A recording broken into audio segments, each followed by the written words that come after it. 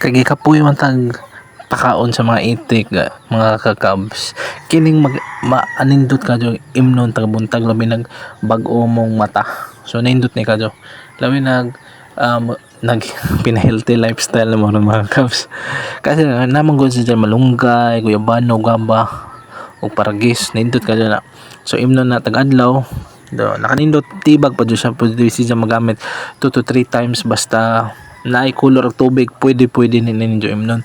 So kagandahan na barato lang, good for 1 month, so i-try nyo injo na imnon para indot tong adlaw.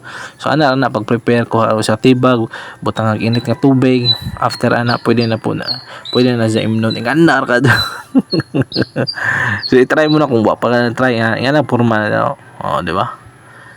Inom na nato mo nagkape ba, pero fasting ta tapos inom ta nga na nindot na, so nga na natong baton, so try na nato, di ba?